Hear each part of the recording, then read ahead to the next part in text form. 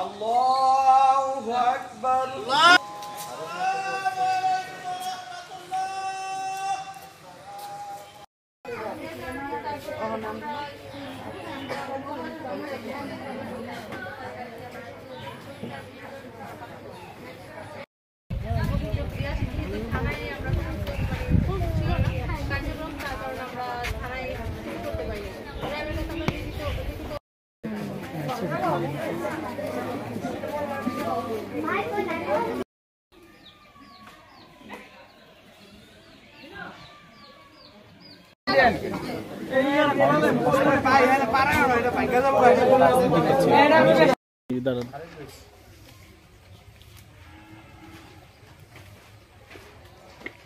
নাম হইল মোহাম্মদ আলামিন, বাবার নাম মোহাম্মদ ইসমাইল।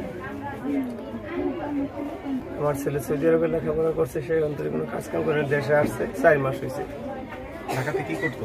ঢাকাতে আমার দোকান ছিল, দোকানে বসতো আর কি।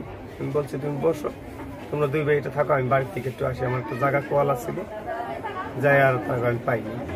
এটা ছিল আশুলিয়া 3 ফ্যান্ডার ছিল পিছনে তেঁতুলতলা, সাভার। হ্যাঁ সাভার। সাভারেই আমার ছেলে অনুষ্ঠানে যায় আসেনি, সাভার বাইপেল। সর্বশেষ কোন স্থানে ছিল আপনি জানান?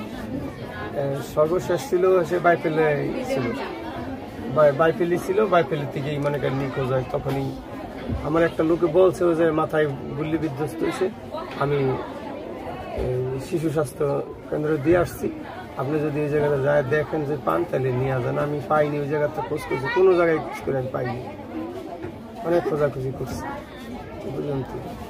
তা অবশ্যই আমি বিচার চাই, কারণ আমার ছেলে নীরব শান্ত। আমার ছেলে তেরকম কোনো কিছু কারণে, তবে যদিও কোনো কিছু আর মনের দুঃখ ব্যথা থেকে যদি কোনো কিছু করে থাকে, সে জনগণের জন্যই করছে বা জনগণের জন্যই সে বাইরে হয়ে গেছে। কিন্তু আমি জানি না, সরকার বিচার চাই। আমার ছেলেটা নীরব শান্ত, মেরে ফেলল। দেশের জন্য শহীদ হয়েছে, যদি জনগণ মনে করে যে দেশের জন্য শহীদ হয়ে গেছে, তাহলে আমিও মনে করুন যে শহীদ হয়ে গেছে। আমি তো মনে করি আমার বাচ্চারা মেরে ফেলছে। দেশে ন্যায্য বিচার হয়, এই পর্যন্ত আমার কথা আর কোনো কথা নেই।